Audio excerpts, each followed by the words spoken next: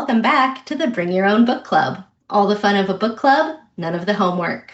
Today, I'm joined by my friend Alex for a very special episode. For the first time, my guest and I have read the same book. As per the podcast, this was not assigned reading. There will never be assigned reading. We both happened to stumble upon the same book around the same time, and the moment I found out, I knew I had to have her on to talk about it. As we've both read the book, here's a fair warning that the podcast will be especially spoiler heavy this week. Also, the subject matter of the book is extremely dark, so I advise you all to check out your relevant triggers on doesthedogdie.com, because they will likely be discussed in the novel and may be discussed in our podcast. The book we're discussing this week is called A Year of Wonders by Geraldine Brooks. Some versions of the book also include the subtitle, A Year of Wonders, a Novel of the Plague. It was published in 2001 and is a book chronicling the life of a woman named Anna Frith in a very small village in England in 1666, during the year in which the plague tears through the village and ravages the lives of everyone there. It is based upon the real story of a village called Eyam in Derbyshire from 1665 to 1666, but it is not one-to-one based upon actual people there. The commonality is that both the real town of Eyam and the fictional town in the book chose to self-isolate for the safety of the rest of England. It is not a particularly recent book, nor is it on many current trendy lists that I've seen. So all that said, Alex, how did you find this book? And what inspired you to pick it up? Well, it was actually a gift to me for my birthday by a very good friend of mine. I have a degree in combined microbiology and immunology, and I've been kind of obsessed with plague for at least since high school, which says a lot about me coming right out of the gate. And my friend is she's very much a literary person and has good taste, and I don't know where she stumbled across it, but she saw the cover, read the summary, and went, "Oh, this is a book I have to get Alex." It takes a very special friend to know that this is an appropriate gift to give for a birthday. Yeah, yep. Um, and I loved the book, devoured it in a frankly unreasonable amount of time. So it was an excellent gift, despite the frankly macabre subject matter. Um, and yeah, that's how I found it. It was given to me for my birthday last year. So That's awesome. I found it. I was on vacation in the Midwest. I almost said the Middle East. I was on vacation in the Midwest with my family for the summer, and there was a really cool bookshop there called the Novel Bloom. It wasn't like Barnes and Noble big, but they did have like a very curated section for a lot of different stuff, and it was a really cool place. It was a bookshop, a plant shop, a coffee shop, and a cocktail bar. okay, that's awesome. It was amazing. So you go, you get your coffee, you browse books, and you just sort of, I don't know, fantasize about living there for the rest of time because it's a perfect place. But they had a small selection of books by Geraldine Brooks, and I had heard her name somewhere. I honestly cannot remember where or why, but I started looking through all the books on her little section, and I was like, oh, this one sounds interesting.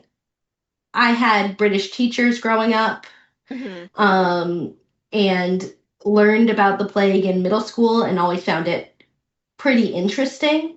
Yeah, Um, Even though I am not a person who typically likes that kind of unrelenting horror. understandable. Like I have never read Les Mis. I've seen the musical and the movie. It's so unrelenting and sad to me. I respect you if it's your favorite book, whoever you are listening to this. I know it's a classic work of literature. It's not for me. I'm just like, oh, they're still sad. and it's called The Miserables, and there's no relief. Like I just can't handle it. So it is interesting to me that I'm very drawn to this book and I enjoyed it so much. And I have some theories as to why, but Love to we'll get into that. yeah, we'll Yeah. get to that in a bit. Um, but yeah, so that's how I found the book. What were some of your well, let's see. Why did this book work for you? That's where I'd like to start. Um, I mean, from the first off, it was phenomenally well researched. Um, there's a lot to be said. Like I just like the way Geraldine Brooks writes. And I found myself very much captivated by sort of the character voices and the sort of sensory aspect. The opening with talking about apples and what that's meant to Anna throughout Yeah. the course of her life. Um, that was immediately interesting to me. So just from a stylistic standpoint, it's something I really like. But again, I'm a scientist, and I'm if I have to pick a pet pathogen, it'll be plague. Good old Yersinia pestis, which is neither, it's not good, but it is old. Doesn't everyone have a pet pathogen? Exactly. A lot of microbiologists do, but I'm sure. yeah, everyone else, that might sound a little bit crazy too.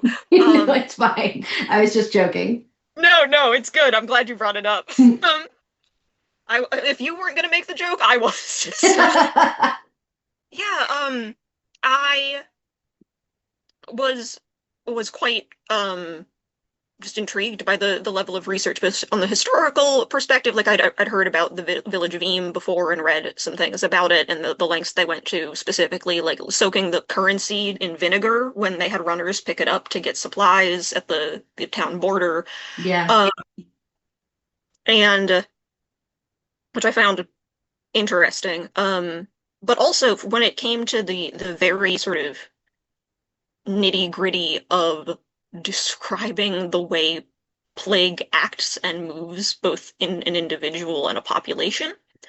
Um, this is, it's understandably something that isn't pleasant to read about or conceptualize in really any sort of manner. But from the beginning with George Vickers, who has a very sort of typical case of bubonic plague, the way that I think a lot of people think of plague. I feel like a lot of people hear about the Black Death and they hear it called being called bubonic.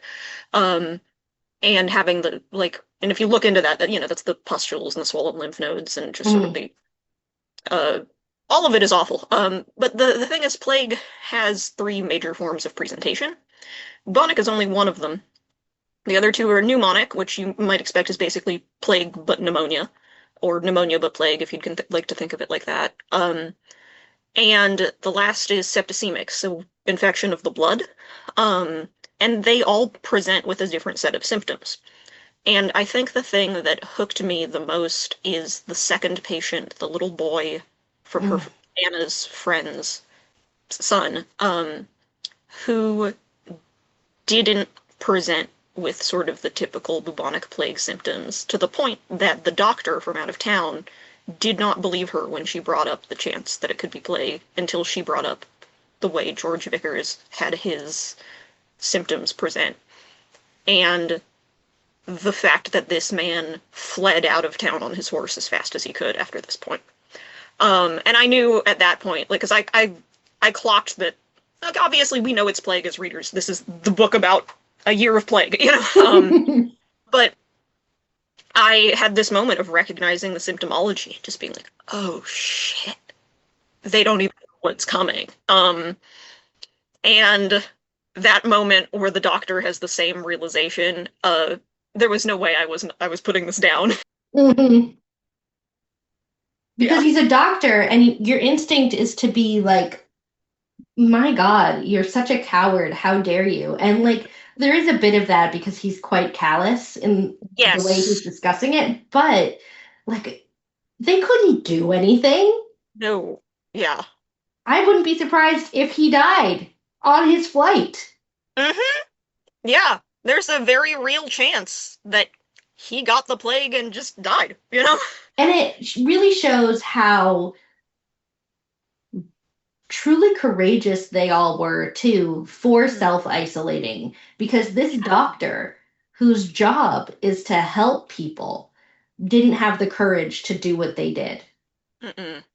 And I It was think, a remarkable act of self-sacrifice and compassion for your fellow human being. And yeah, yeah. and the plague, in addition to just destroying your life, even hmm if you survive, hmm the psychological aspects of it, both from infection that can reach your brain, which clearly happened to a few people, but Yeah. also due to the psychosis of that degree of grief, and also just the non-psychotic, normal psychology under stress Yes. tends to bring out the worst in people in a hmm lot of cases.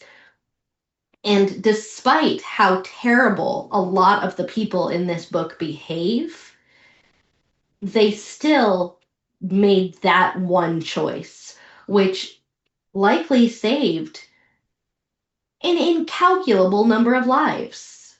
Literally.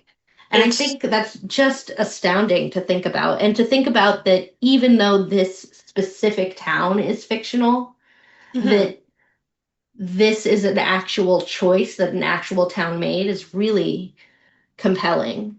Yeah. It's it leaves me starstruck in a lot of ways. Yeah. To be willing to go through that.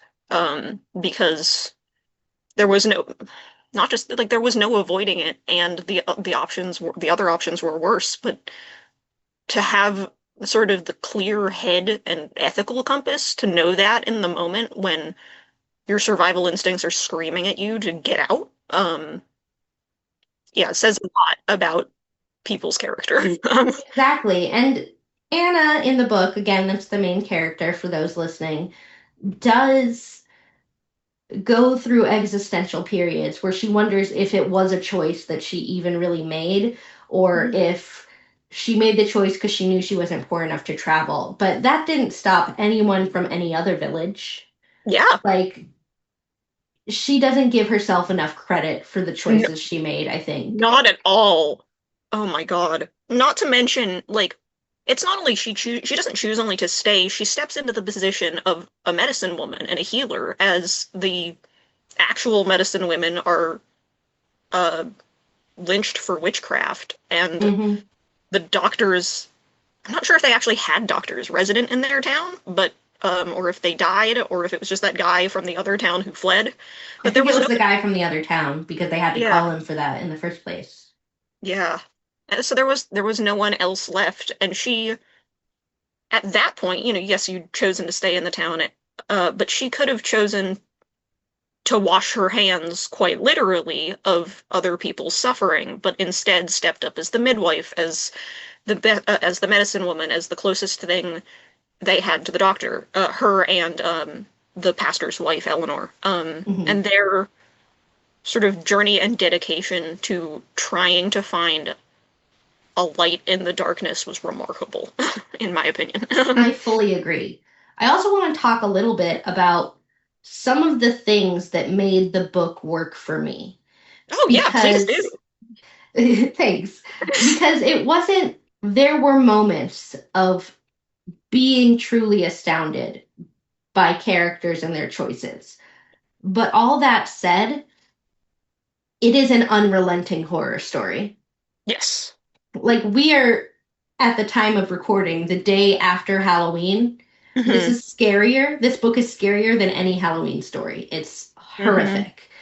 And I typically can't do that for the reasons I mentioned earlier. It's just not my thing. It's like, why am I reading this? It's just endless. What's the point?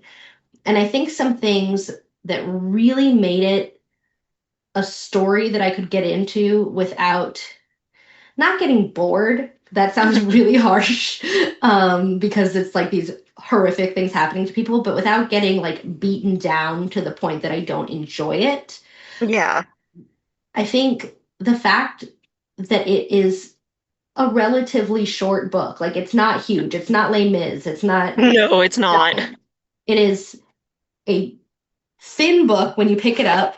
Let me I have it next to me right here. Let's see the number of pages I have.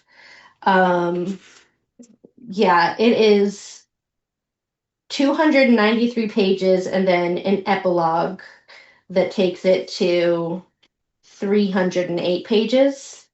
And that's really, really reasonable. You Hmm. know that even as things are terrible, the book is going to end soon. Even if it means everyone in the book dies, like at least you know it ends. Hmm. Also, the timeline of 1 year, like it's in the title, A Year of Wonders. Yes. Like you know that with each terrible thing that happens and each month and season that passes, you know that there is a change. At the end of that year, something is going to happen. The book will end, the circumstances will change, the plague will end, something. And that light at the end of the tunnel was really necessary to keep you Yes. in it. Um, I also think that the first person perspective really worked in its favor.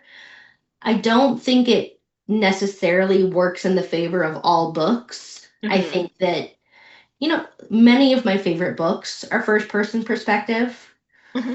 but it can also be a little sophomorish. It feels like, oh, I only know how to write from my perspective, so I'll give my perspective a different outlook. But in this book, I really appreciated how the first person perspective was placing you in history. When she is talking about her son that passed, it's in I language. My son died, you know? Hmm.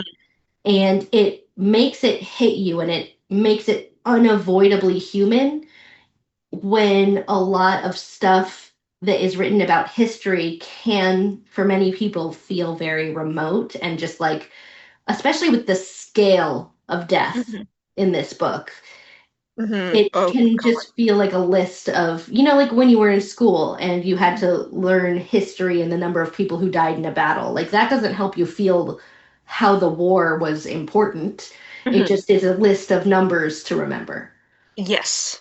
These Yeah. are people that you care for, and it's a very fish in a barrel situation. So with each person that dies, that's one less person in your very small world. And it really sells the emotional aspect of the book. I also really liked the shift over the course of the year from personal horror to existential horror. Yes. I agree with that incomplete. Yeah. That's Yeah, the end statement. because like I am someone who is extremely affected by child death and depictions of it. Like it Mhm. really upsets me. It's truly amazing that I was even able to read this book.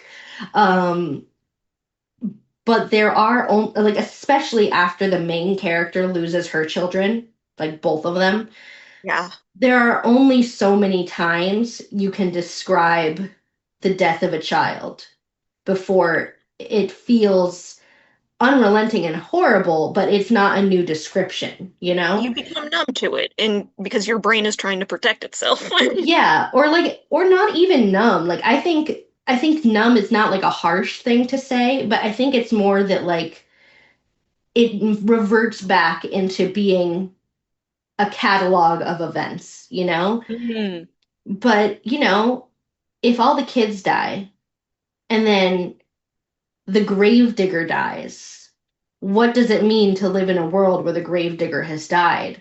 Mhm. And it's just an insane horror that you just have to continually adapt to, Mhm. which it doesn't seem on the face of it that it should be quite as damaging as it is to the psychology. Mhm. Plague was rampant back then. Children died young back then. The plague had been around for a long time, so people had known about it. And you think on some level someone must have known something. It Hmm. must have, they must have been prepared in some way, but there's just no way. There's no way to prepare for something like that. There really isn't. Like, I'd argue that the most sort of prepared people were definitely the Montpellians. There's that sort of moment where they're at the dinner and the other sort of rich folks in the town are talking and the two of them just go very quiet. And like you can tell, oh, they know just how dangerous this is in a way that hasn't registered to the other people at the table. Um, because they're both very well educated and what have you. Um, and even then, like again, like you see what happens to the both of them as the course of the book goes on. To sparing any details because I know you want to talk about the end at the end, you know. Yeah, we'll get there. Um, The end is a whole thing. We'll discuss it. For anyone goodness, who's yeah. listened to this so far, we'll talk about it. Um, the other thing is, before I forget, I really liked your point about the first person perspective. Um, and I think there is an aspect of choosing to write the book in first person perspective for this that I think worked for me in the way that like it almost feels like you're reading someone's diary, that has been left down through the ages. It works as a piece of historical fiction. Mhm. And the other thing is you mentioned like sophomoric and sort of and juvenile, but not to say this about Geraldine Brooks, but I think it helps underscore the point that Anna is very young. She's 18, 19, She's depending on when. so young and already widowed with Yeah. two young Kids. children. Yeah. And going through the horrors of not just that year, but everything with her father and her stepmother and Yeah, and I think yeah. that's something that a lot of people don't consider when thinking about these horrible events in Mhm. history, like the plague. Like, yes, the plague itself was terrible, and what it did to people's lives was terrible.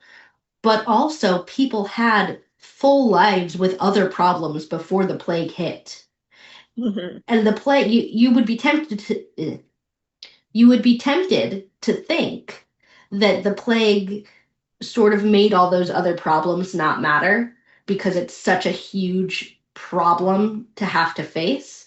But that's Mhm. not really how the world works or how life works.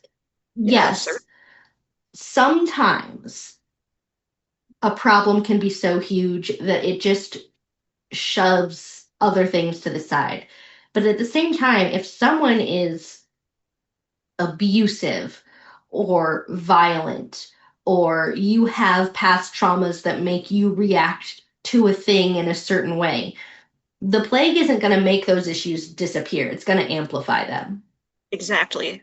Especially given that in this context they're all trapped within the town. By their own volition, yes, but like think about just we've all lived through quarantine at this point and how stressful just not being able to go places was and being limited within the same certain amount of walls. Um, the whole town was going through that at the same time that plague was ravaging them, and there was no sort of outlet for the pre-existing traumas and circumstances, whatever they may be. Yeah. And I also think that religion played a very interesting role in this book and a very unexpected role in this book. Because yeah, I know that in times of plague in England, people would often say God was punishing them or, flagellate themselves in order to earn back God's favor in some way. And I was expecting some kind of plotline like that, but I wasn't expecting it to function as a marker of time. yes. As the book progressed, this is a group of people in the 1600s in England. They're religious. It's a Hmm. small village. The church is a big part of how people organized their lives. So they continued to come to church. Hmm. Especially in times of crisis, people tend to be drawn to their faiths and become more religious than they even were before.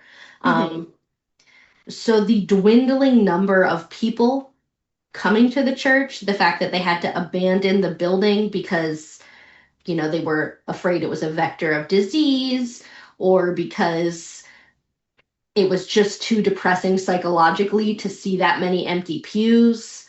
Hmm. It's really a reflection of the health of the town, like of the psychological and physical health of the town, which isn't something I was expecting in this book. I think a lot of times when people write historical or futuristic doomsday pathogen stories, Hmm. they tend to be scoffing at religion as if it has anything to do with this. Either, there's a crazy person in the corner being like, God is punishing you, these are the end days. And, people just kind of ignore them. Or it tends to be, there is a God, God will carry us through this, it's going to be okay. And this book kind of didn't do any of that. It had people having deep religious crises within themselves, but I can't remember if we call him a priest or a rector. I think they called him Rector, a I think is rector. the title they use. Yeah. Yeah. The rector in the book is a man of faith, Hmm. but he is using that faith politically, and he knows that Hmm. that's a power that he wields, but it also doesn't make it less sincere. It's clearly Yeah. still a sincerely held belief. He thinks, I'm a priest, I am a priest in this time, and I have power in this town, and there must be a heavenly reason for me to have that. So I Hmm. must be careful and thoughtful with how I wield it. Yeah, there's a very heavy sense of social responsibility that comes with that. And Mhm. I think that's very clear throughout sort of every time you see the rector. And Yeah. it has a weight in the story, as it almost grows, that sense almost grows like as a character itself in some ways. You know. Yeah, and it's even more interesting because it takes place at a point in English history where there was the not Protestant, Puritan Yes. revolution, right? And that has ended, and Charles II is on the throne again. So now Puritans are out, and the Church of England is back in. Hmm. And so we have like a generation of people in this town who was raised Puritan and are now shifting back to Church of England. And their relationship with faith is at times very rigid and at times very flexible because of that. Yeah. And the way that it impacts people who are drawn more to one side or the other side is very interesting. Like Hmm. there is a girl named Jane, Yes. who's a teen, I think, young Yeah. teen, Younger than Anna, certainly. definitely younger than Anna, watches Anna's children, who is very drawn to the Puritan life in which she was raised, and she's very hesitant to eschew her beliefs just because the new king says so. And so she's kind of standoffish. And the way that the plague breaks down her faith Oh my God. Yeah. is horrific. But at the same time, it sort of builds faith in other people. And it's just a multi-sided die of experiences that can hit you based on your personal relationship to faith before all of this started. Hmm. And I thought that was really interesting to follow because, yes, while it's an unrelenting horror, it's also just a deeply profound look at human psychology. Yes. And how human psychology holds up under change, in not just change, but shocking and traumatic change, you know? Yeah. And now I want to shift to something definitely related, Hmm. but that we haven't really touched on.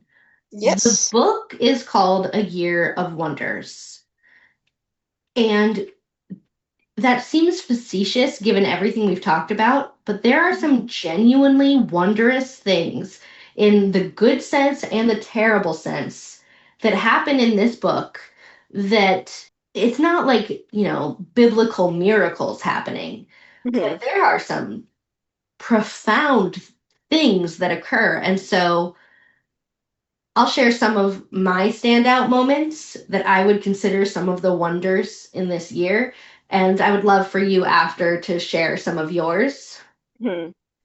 But I'm excited. yes, I'm very excited about this. For me, one of like maybe the biggest standout moment was the fact that this was a mining town. They mined lead in this village, and that was sort of their claim to fame during the book. And Anna's deceased husband, who died before the book started, was a miner.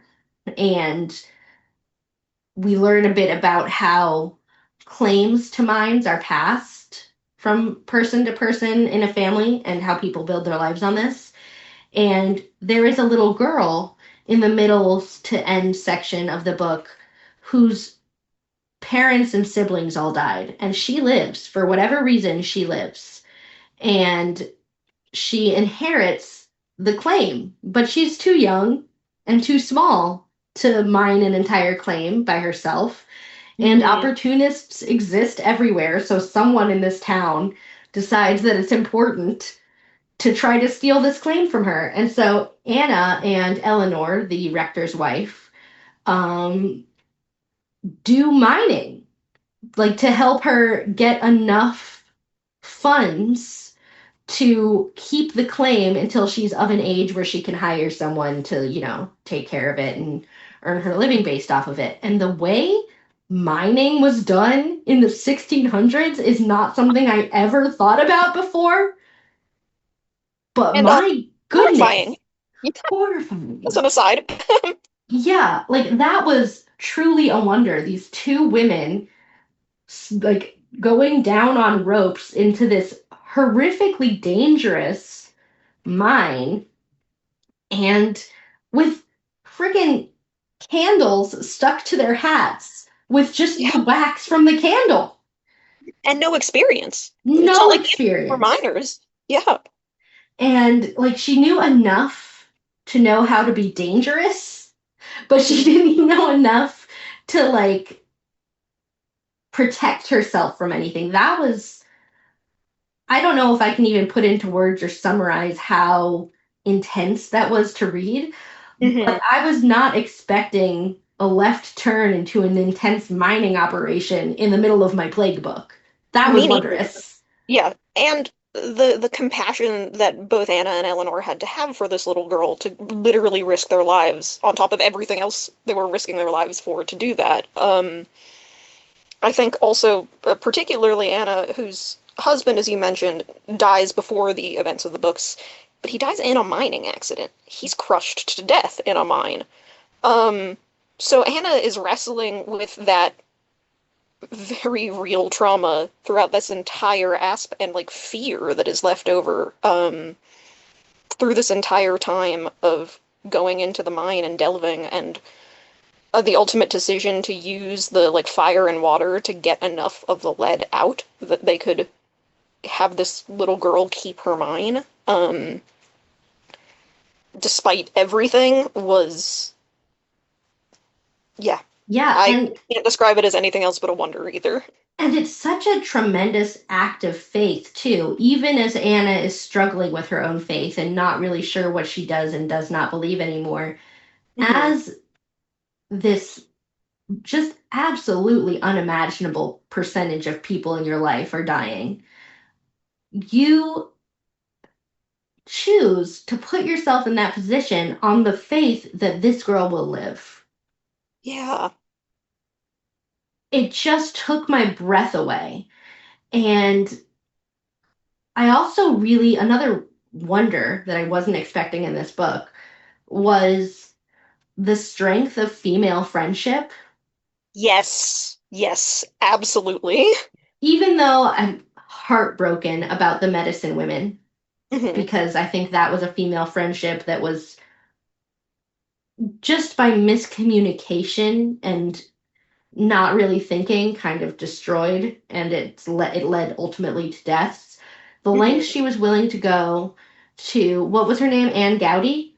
Yeah, yeah. um the lengths she was willing to go to try and protect her, even when she saw how violent the villagers were being to Anne, was really astounding. And then the friendship between Anna and Eleanor was really beautiful.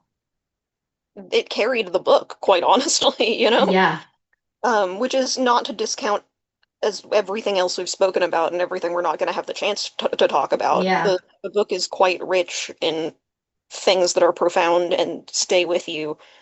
But I would say the female friendships and bonds between women, sort of in general, are a theme that run through the book in a way that helps tie it yeah. together. Yeah.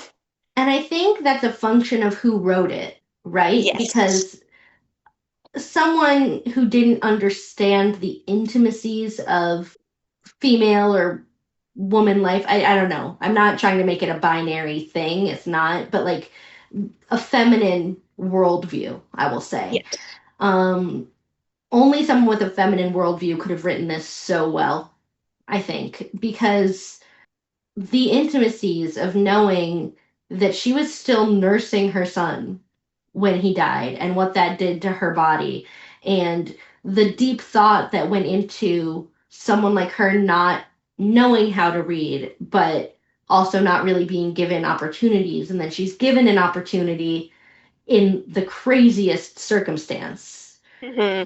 And Well, that's tied up with her faith too. yeah, and also, I think it's very interesting that this friendship between the two of them, Eleanor and Anna, was so profound and so deep and so deeply integral to Anna's journey and the book.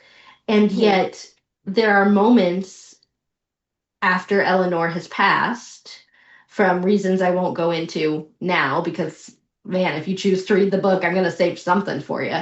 But Yeah. Oh man. yeah, but even after Eleanor has passed, the fact that Rector Montpellion looks at Anna in surprise and goes, "Oh, yeah, you knew her." You knew her. Yeah. Like, you knew her? They might have had a more emotionally intimate relationship than Anna and Montpellier did as husband, or sorry, than Eleanor and her husband did as husband and wife. Like, Yeah. just the how deep a female friendship can be while being surrounded by men who don't get it Hmm. is an interesting thing to capture in a book. Yes. Most certainly. So yeah, those were some of my wonders. What about you?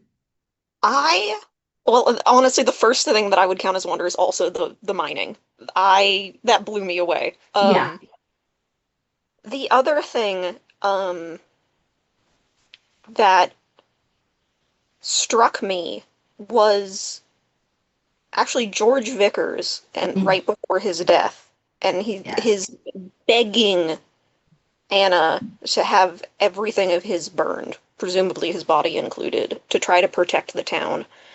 And the Oh, way that the townspeople's sort of unthinking, casual greed prevents them from doing this, ultimately leading, well, you can't be certain that that would have stopped everything that happened, I don't think it would have because I'm sorry to interrupt, oh no. but I think the book jacket and Hmm. summary blurb does a disservice by describing the cause of the plague as an infected piece of cloth Hmm. because it's not. It's it's already there. As soon as the rats are there, everyone's there. Like, Yeah. and when they find those rats in the wood pile, that's when it's Oh, over. when they're playing, the kids are playing with it and they don't understand. Oh, chills. I know. I know. No one understands because one thing our listeners should know is that in this book, the plague, despite it being, the pandemic of the 14th century and having been around and wiped out villages long since, it had never reached this town. No Hmm. one's parents had stories for them of what had happened in this town because it had never gone there. So I'm sure they were like, we get these warnings. Our parents have said we've gotten these warnings. It's the same people who don't evacuate during, really crisis, hurricane, or other weather events. They Yeah, just don't exactly. believe that it's going to happen to them. Hmm. And it's also, we're in a pre-germ theory world. They have no concept of even really how this spreads beyond that it does. You know? Hmm. It's like why would you suspect that it's the rats, or more accurately, the fleas on the rats, you know? Yeah. And, I'm totally with you because I had that like sinking heart reaction too when these townspeople wanted their either half finished garments or the cloth they had purchased back. Hmm. And I had to step outside of myself because money's not a joke then. Disease No. disease wasn't a joke, and money's not a joke now, but there are things you can do in a very global society that we have now. Like there are ways to get money, there are assistance programs from governments, there are things you can do to avoid being completely without in Yes. most cases. Hmm. But back then, there was no social safety net, there was no grace Hmm. when it came to money and debt. And the pressure that Anna was under to return these items and the fact that she didn't have a right to take it upon herself and burn those items Hmm. is a real pressure that you don't think about when you're talking about these people in a historical sense. Oh my God, they were so stupid. Why didn't they? Blah, blah, blah, blah, blah. And Yeah. Anna did. Anna did burn her stuff for the sake of her children, and it didn't help. Good enough. Yeah. Oh, it was just heartbreaking. Like Hmm. it's, I describe it as sort of careless greed, and at sort of the most callous way it is. But you're right. It's also just ignorance and being concerned with other parts of the reality they lived in. Especially, like you said, there aren't a lot of the social systems that we have today, and also this is pre-industrialization. Clothes are expensive, Yeah, you know, and they take time to have them made. Um, Beyond anything that we've got now. And yeah. yeah. Also, the ebbs and flows of the book Mhm. were pretty astounding. It's a full year, so there are multiple times when it gets cooler and things are fine, and then it gets warmer and things are not fine. And Mhm. just uh, for me, one of the things that really stood out was that like 2 week period after they find the rats, Oh, yeah. where as someone reading the book who has literally any understanding of any part of the plague, it's not going to be fine. But because the world is so unaffected at this point, you think to yourself, but it will though. Yeah. It'll be fine. Like, if nothing's happened yet, you're trying to argue with history as a reader. Hmm. Yeah, it's evocative, to say the least. Yeah. Um, So now that we've discussed some of our wonders, because I could go on all day, it was a Same. really astounding book. Let's talk about the ending. Let's talk about the ending. Epilogue included, or Epilogue included. I yeah. know that the ending of this book, because when I went to go rate it on Goodreads, Mhm. I was personally kind of astounded by how many negative reviews there were for the end of the book. Mhm. I know it was a choice that some people aren't going to love, but I had a lot of really intense and profound feelings on it. Mhm. Um, Personally, I really enjoyed it and think that there's a narrative purpose for it, but I totally respect people who think differently. So I'm wondering how you felt about the ending. I actually felt much the same as you did. There were, there's always things you can nitpick about a story, especially like after the roller coaster emotionally this book puts you on. But I think there is a point to not everything being wrapped up and being satisfying, because how could it be after two-thirds of the town are dead and your Hmm. children have died, your friends have died, your parents, like Everyone. life is never going to be normal again about that. And I honestly, like overall, I did very much like it, especially in the way like the asynchronous storytelling. We open time-wise with a hint of shortly before when the book will end. Hmm. And Anna's choice to pick up where the rector has left off when he has very much had his faith broken. And Hmm. she's still questioning her own faith, but, and everything that follows is remarkable. Yeah. Um, Yes, I agree. yeah. And the sort of extra lens it gives into so many character dynamics in that very short number of pages. Yes. And the other thing that I thought was really interesting about it is some people can rise to an occasion, you know? Hmm. They like really will astound you because of how they are in life, not seeming to indicate that they would behave in such a really powerful and helpful manner. But sometimes, you know, they don't stay there. Yeah. When circumstances are dire, they are the people you want. But when the dust settles and things are normal in day-to-day life, they can be Mhm. terrible. Yep. And it is kind of jarring to see these people who you thought had been, either fundamentally good or fundamentally changed for good, really seeing, oh, well, the circumstances have changed, so I'm done now. Yeah. And like, on the one hand, it feels like this intense betrayal, but on Hmm. the other, there's only so much you can ask of people. Like, Hmm. many people don't even rise to the occasion. Hmm. Many people just fail to care for their fellow man in a way that matters. And so, even though I personally Hmm. ended up with some really negative and awful feelings toward Rector Montpellion, Hmm. um, at the same time, he was a priest in an era of heavy patriarchy and masculinity, and he Hmm. did this wonderful, selfless thing for the town. But he's not immune. Like, once the world is opened up and he has his social status back and his Hmm. social power back, it's going to start influencing him again. Yeah. And he's also only human. And I think we Mhm. start to see his descent into, again, his sort of conviction cracking and his faith cracking long Mhm. before Eleanor dies, Mhm. which, is very much the last nail in the coffin, in a way that's Mhm. extremely obvious.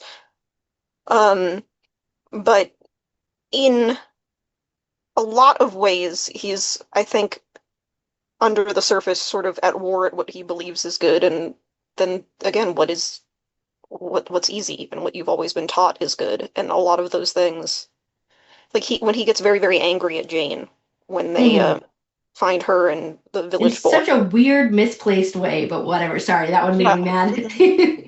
No, no, it's so true. And Anna pulls him back, and I think being sort of almost stunned with himself, because that's clearly not how he wants to act, certainly at the very least not publicly. And I mean, like Anna has very much been part of the Montpellier's private life at this point, but even then, like I don't think this is who he wanted to be or the sort of image of God he wanted to project, and that.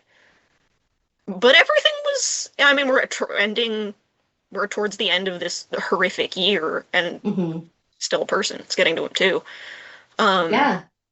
And I and also think looking at it from his perspective, even though I do not agree with his mhm, perspective, I kind of understand. Like, I would not classify him under non-extraordinary circumstances, in a normal world where all the power dynamics are the same, I would not describe him as particularly good.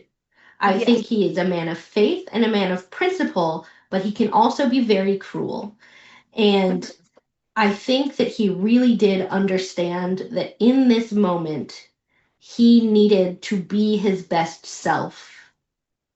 And yes, I think it really, and this repeatedly comes up with various characters, really angers him when people who he knows can be good in normal circumstances mhm, are not good when it matters most. Because with people who are already pieces of crap, like Anna's dad and stepmom, he mhm, doesn't actually get as angry with them because he's like, well, you're not good most of the time. Like, just the fact that you chose to stay here and isolate is probably the best I can get from you. But with mhm, someone like Jane, mhm. who he sees as someone who genuinely in her day-to-day life tries to be good, fails, he has this misplaced rage about it. Mhm. And I'm not sure it's even something that he would have had at the beginning of the book either, is Yeah. is the other thing. Again, like there's a lot to be said about Michael Monpellion's character, and sort of the kind of person he is. And I Hmm. think it's more than we can get into in Yeah, one we can't. podcast. We Yeah, simply can't. Someone could write a dissertation on him alone, for sure. literally, literally. And especially considering that he, to a point, is based off a real historical figure, who was the rector of Eyam, William something, Yeah. who did also lose his wife to the plague, if I recall correctly. Yeah. And we don't really know much about the real rector William beyond that his sort of influence in the decision to keep the town isolated. Yeah. And And I like that the book says, look, he clearly was a good man in this instance, but he's also sort of representing all priests of that era. And so I Mhm. like that Geraldine was like, even if this guy was wonderful, maybe not all priests of the era had that innate goodness, and we need to not lionize people based simply on a profession. We need to show the humanity. Exactly. And I loved the way that Geraldine Brooks chose to humanize and explore um a character based on someone who we only know from this one very small moment of his it was small but very profound, don't get me wrong, moment of history. Um Yeah, yeah, I thought it was really interesting. I agree completely. Mhm. Moving to the epilogue, Oh, yeah. I get that it was jarring for people, and I'm going to try to avoid spoilers, at least in this Mhm. part, because if anyone chooses to read this book despite the number of spoilers that we've just shared, I want to leave this last little bit a bit of a Mhm. surprise for them. Yeah. But my take on it is twofold. Mhm. The first part is it is impossible that she survived. Like, not that it's poorly written, like, it's Mhm. impossible that anyone survived the plague with Yeah. its high mortality rate and what it can do to your psychology as a person to even physically survive, you Mhm. mentally might not. So I think it's fine that they went outlandish on the ending because Mhm.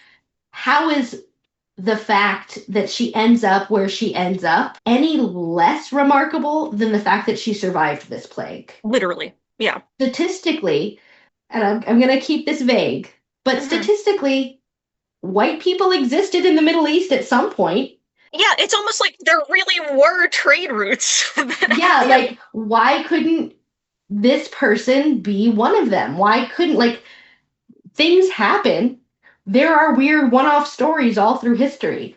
How, like, surviving the plague is such a low chance that why does it matter that this end is like not likely for an average person just because being stuck in a small town is likely for an average person. Like, I don't know. I think that was a very interesting choice, but also because who knows how many stories like that actually happened? Because Yeah. women record, I mean, history records men, it doesn't record women at that time in that Yeah. way of No. that social class. Yeah, a peasant. So, Yeah, a young peasant woman. Yeah, no. yeah, who had no husband to speak of, who had no children, who went on to do things for the country, who Hmm. was in such a remote part of the country that the only time they ever even heard of the king was when they were like, oh, last one Yeah, I was was gonna say. beheaded. Oh, new one's back. Yeah, well, I guess we're Anglican now. Like, no one knows what happened to these people. And yeah, the vast majority of people are tied to their town, to their cultures, their communities. But that's kind of the point. She doesn't have a town anymore. Everyone who she cared for is gone. And she doesn't have a deep tie to a specific culture because her experiences with Montpellier definitely shook her faith, in addition to the plague shaking her faith, in And addition to being it. raised Puritan and then the change to the Anglicanism, you Yeah, know? so like that tie isn't there. Hmm. What's keeping her there? Nothing. Hmm. So I don't know. I think that it's such a unique story because I know a lot of people are going to be like, oh my God, that never would have happened. But I'm like, I mean, it It could probably have. happened to someone at some point. Why not Hmm. her? Yeah, exactly. It honestly never struck me that people would find that as like hyper unrealistic, or sort of a not a sort of logical conclusion to, and in some ways fulfillment. It's a wonder in its own right, even if it takes after the place of the year that, Eleanor and Anna spend so much time in the Gaudi's house poring over their books and trying to decipher the writings of foreign medicine workers and understand the herbs that the Gaudis were going just based off of context clues and whatever they've been told. And Yes. then she gets the chance to go not meet with a primary source exactly, like not the literal guy she was reading the Yeah. writings of, but someone who has Knowledge. knowledge and texts that were untranslated texts and can tell her like so much gets lost in translation, and that's something I could ramble on about for another like 2 hours I easily. know. I totally agree. And I also think like her world before the plague was so small. Hmm. She loved her husband. She really did. Yeah, But she knows he wasn't the most handsome and he was kind of dumb. But that yeah. didn't matter. He loved her. He loved their children. He was a good provider. Like, she Hmm. has no ill feelings or resentment about their Hmm. match. And, you know, he got her out of that terrible home that she was Hmm. raised in. And that's fine. But it was a small life. And that's not to insult people who live small lives. I think a small life is a really beautiful thing. If you just have your family and you focus on them and you care about your community, that is not like, I mean, small in terms of scope, not small Yeah, in terms of impact. agreed. Like, that's not a small thing to contribute to the making of a family and to the making of a history of a place that doesn't have many people in it. That means your impact in that space is huge. Hmm. But this was a woman who never even thought to hope or dream outside of her very limited circumstances. But when circumstances were broadened, when George Vickers first came into her life, Hmm. she was someone who leaned into the new. Yeah. And she was always curious. And I think that Yeah, also reflects with the way she interacts with the folks she ends up living with at the end. It's not like, she comes from a Puritan background and then there's the Anglican switch and everything, and uh yeah, there's she's navigating cultural differences and language differences and all sorts of things, and her perspective is to still meet people with the exact same sort of compassion that she has with everyone else you've seen in the book. And I think it was a rewarding part of her character, like to see that as part of her character that did remain unchanged, you know? Yeah. Like, Hmm. and, she earned that ending. She And, did. Jane didn't get that ending. Like, Unfortunately. these other people didn't get the ending that she got. Even that little girl who got the mine, she is Hmm. going to spend her whole life in that town. In the And house where her family died, yeah, presumably. and everyone else in the book is not really going to get out. And they Hmm. might not want to, and that's okay. Hmm. But also, someone might have. And I think Yeah. that's beautiful.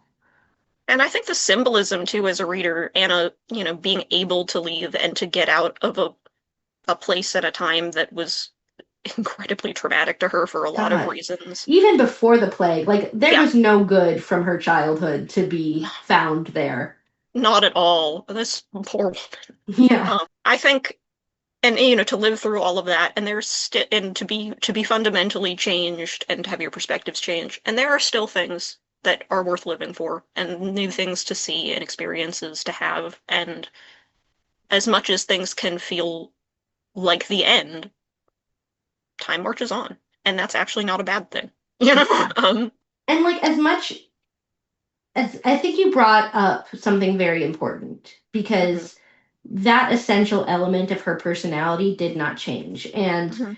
that's what I was getting at earlier with Montpellier and her father and, a lot of these Oh. other people who ultimately, despite their behavior in extraordinary circumstances, they remain unchanged on a deep fundamental level, Mhm, despite the amount of trauma that does change a lot of the outward expressions of things.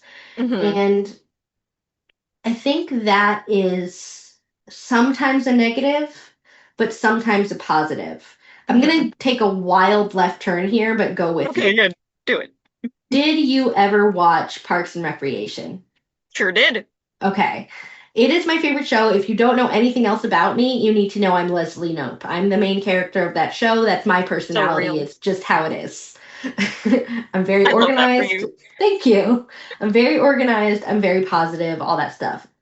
To me, the best part of Parks and Recreation is that she does not arc. I mean, sure, she Mhm, has some arcs and some moments, but fundamentally, who she is, an optimist, someone who is deeply devoted to civic duty, someone who does not bend to political pressure or compromise her beliefs or become a worse person for personal gain in any way, is what makes that show remarkable. In most shows, you are following someone as they go on a deep emotional arc. And mhm. that's not what Parks and Rec is for Leslie. The beauty of that show is watching life hurl stuff at her and being like, will she be able to have that bounce off? Will she be able to stay her? And the way that she does is Yeah. remarkable.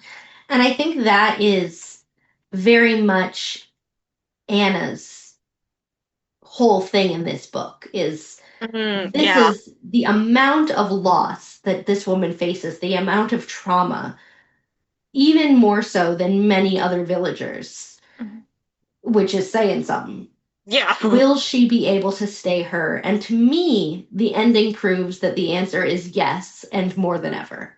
Yeah. And she even still has compassion for the people who've wronged her or people she has complicated feelings for. And Hmm. we see that even for her father and everything. Yeah. Like, oh my goodness. Um, Yeah. I mean, yeah. there are so many times I would have just screamed at him, shouted him down, and Mhm. just blown up his whole life. And she just Yeah. doesn't. And some Yeah. of that's fear. Some of that is definitely fear. But some of it is, I just don't want him near me. I don't need to enact pain on someone else. Hmm. I just need to be away. Yeah. And she's just not an angry person deep down. And Yeah. I don't know, that struck me. Yeah. I think anger, in perfect contrast to Montpellier, who does Mm-hmm. carry a lot of anger, even when you don't expect it.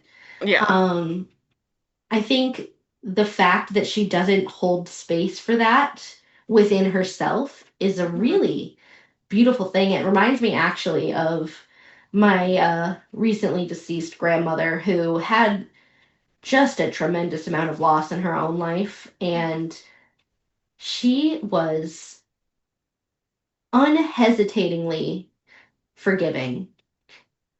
And I don't know how she did it, to be honest. And I think it's a really beautiful, rare quality in a person. Yeah, it really is. My relatively recently deceased grandmother was a similar person. Um, and our grandmas would have liked each other. Yeah, I'm sure. I'm sure my grandma liked everyone. So did um, mine. except for some people, but she wouldn't insult, but she would just say they were interesting. Mhm. Yeah. um, My yeah. grandmother would just, she'd kind of like huff and like sigh and be like Oh, some people. visibly setting that aside and moving on. Yeah.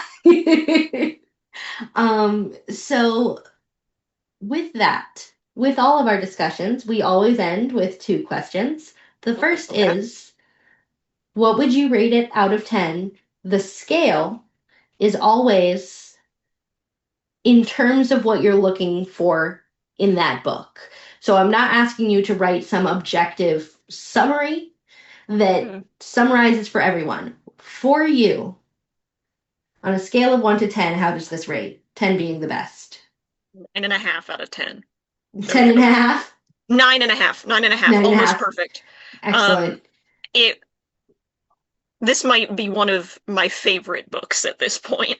Yeah. And yeah. How about yourself?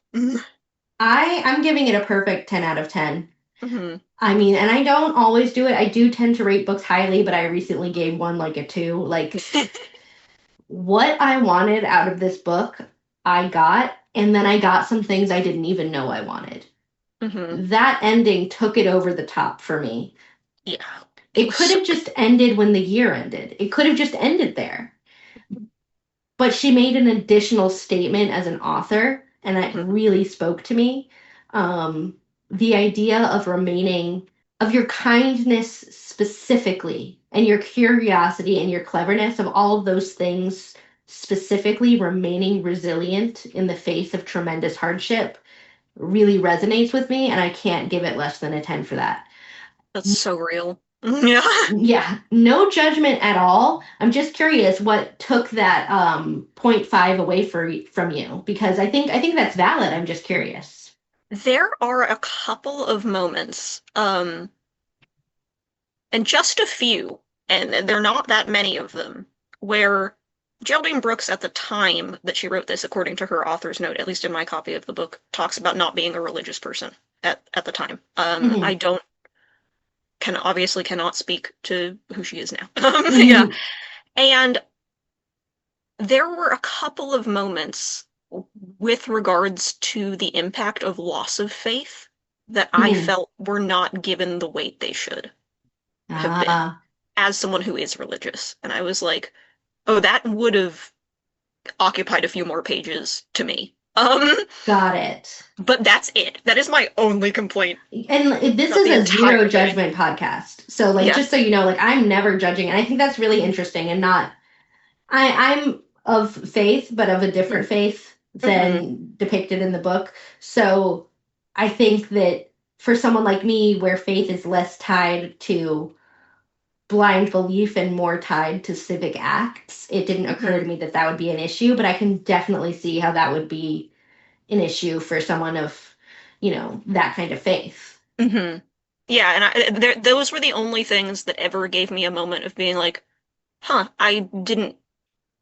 I think for this character, there would have been more that we should have seen. That's Or totally these fair. characters, given the backgrounds that they have. But it was always this like sort of minor blip in, when it comes, people talk about immersion breaking and what have you. It was the tiniest thing Yeah, in the broad spectrum of a phenomenally well done, phenomenally researched, and phenomenally written book.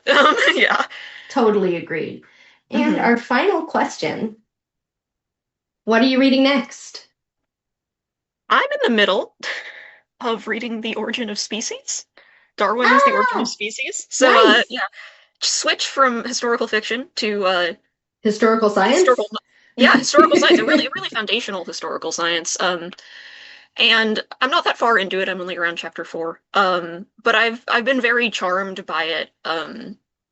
And as someone who works in science and academia, um, like the difference between modern academic scientific papers, especially that have, huge groundbreaking weight, and the way Darwin writes, he's anecdotal and lackadaisical about things, and he goes on about pigeons for like 10 pages. And you get to sort of not only is it a sort of fascinating scientific treatise that and seeing how the theory of evolution got brought to the table into the Western world and what have you, and the some of the exact things Darwin predicts people will have issues with are it's like yeah no yeah people are like that. And like science Yeah. as a concept wasn't quite as codified back then, so it's Yeah. a more whimsical approach to Mhm. science. And sometimes things are outdated, sometimes they're not great, but one great thing about him is like, he does his best for his time. Hmm. And there's not usually that level of whimsy in science. So yeah, that's a fun There one. isn't. Yeah, and he like, he'll mention like collaborating with other scientists at the time, and it's sort of this little window into the scientific community in England at that period of time. And I was, and into Darwin's perspective, which I never really expected. I didn't have any sort of idea of who Darwin was as a person beyond being, the evolution guy who also had issues with barnacles, which I get now. I get now. Now that I've learned more about barnacles, I understand. That's I'm with you, amazing. Chuck. But Chuck, I love it so much. thank you. But yeah, he's very sort of just like yeah, whimsy is the right word, and that's not something I would have pinned as the first thing I would have described Charles Darwin as. Yeah, I think that's a good one. Yeah, Next up for me, I'm in the middle of reading the Oxford Time Travel series by Connie Willis. I don't know if you've heard of it.